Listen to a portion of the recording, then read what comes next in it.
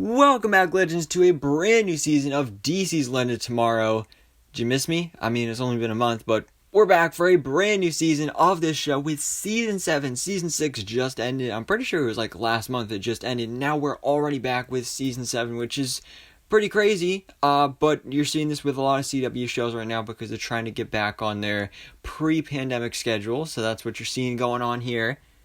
And so we just got the official Season 7 premiere of DC's Unwanted Tomorrow, Episode 1, and it was it wasn't a great episode, definitely not great. I'd say it was good. It really didn't feel like a season finale, and again, that could be because, it was like such a short break in between seasons, and also because this episode didn't really start off any new huge storylines. It pretty much felt like it was just continuing where things left off last episode, which, of course is going to, because it ended off on that big cliffhanger with the Waverider getting blown up.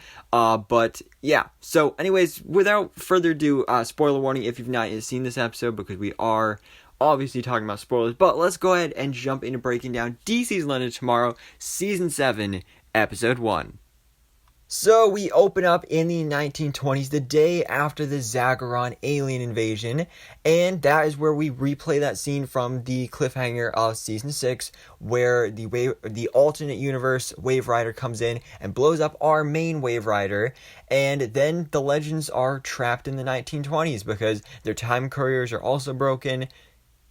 So without the time couriers and without Gideon or the Waverider, they're trapped in 1925.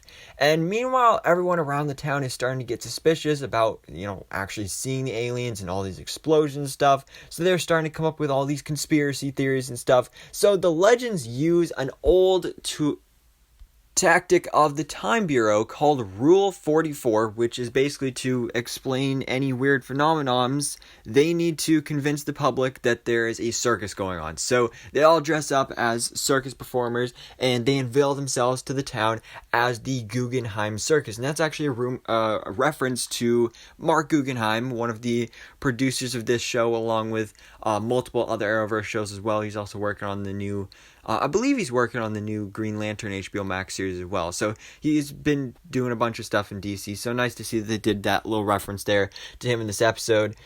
But after they do that whole thing to kind of explain, like, hey, it's a circus, Gary accidentally kind of promises people that they're actually going to host a circus later that night at Astra's mom's house.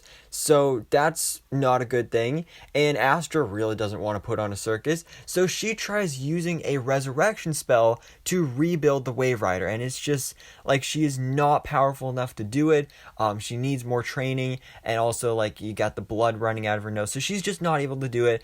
Also because the resurrection spell is meant for, people and not time travel machines. So of course it didn't work, but pretty much for the rest of the episode she is bedridden because she's just like out of it.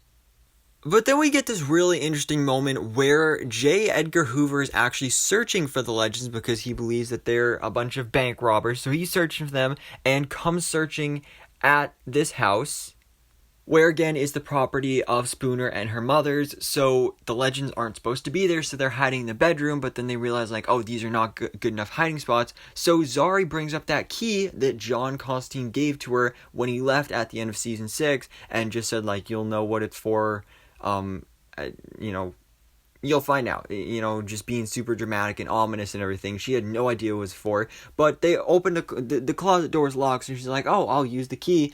She opens the door, they walk through, and all of a sudden they're in John's manor, except it's not the actual manor, it's actually a pocket dimension in hell. So, John left Zari a pocket dimension, which is both weird, but at the same time also shows how much she really cared for her.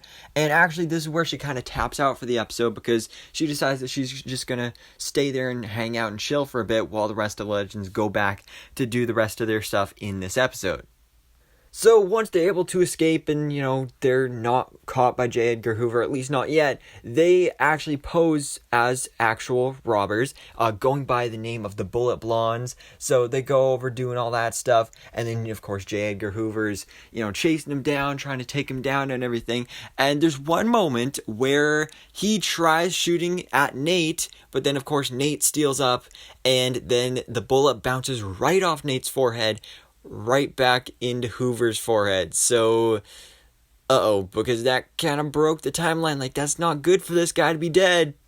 That is, real bad for the timeline. So Ava starts freaking out, and she just has no idea what to do until Sara mentions her stab cast, which is, of course, I think there was something brought up in season 5, where she had this podcast she made about various murders across the country and across the world and everything.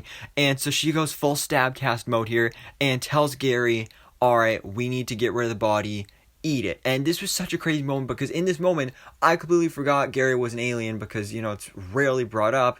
And so when she was just telling Gary to eat the body, I was so confused, well, you're gonna make him a cannibal, but then I remembered, right, he's an alien. He actually loves eating human flesh. So, yeah, you go and do that, Gary. So he does that. He eats J. Edgar Hoover.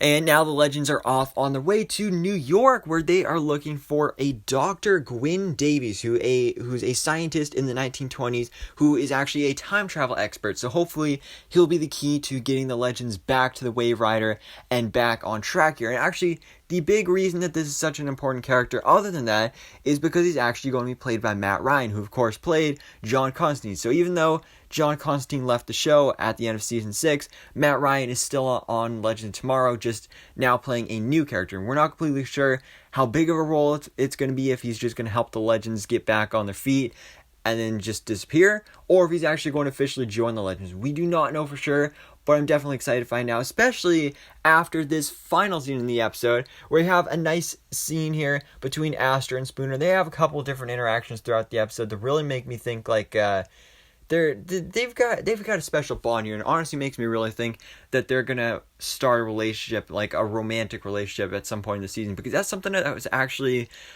teased and brought up. I believe it was at the New York Comic-Con panel that they did for Legends of Tomorrow a couple months ago.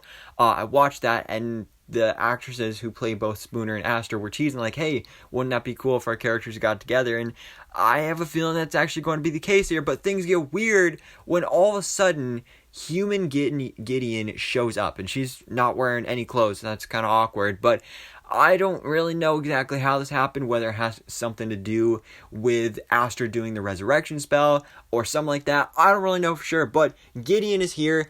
Amy Louise Pemberton is, of course, playing the character as she always has, but this time she's actually going to be on screen. We already knew that this was going to happen.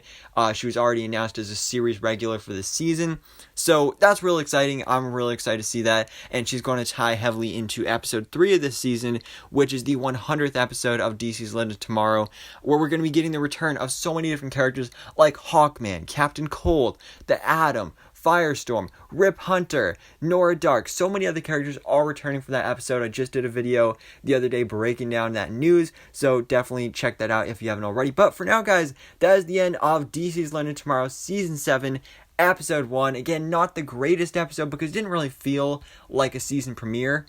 It just honestly kind of felt like more of the same of what we were getting towards the end of last season, but that's not necessarily a bad thing, and I'm excited to see where things go in this season, especially, like I said, really hyped up for that 100th episode of the series. But for now, guys, let me know your thoughts in the comments below. What do you think about the Season 7 premiere of DC's Legend of Tomorrow? And thanks so much for watching. Please drop a like if you enjoyed this video, and hit the subscribe button so I can keep you up to date on everything that goes on in the DC life.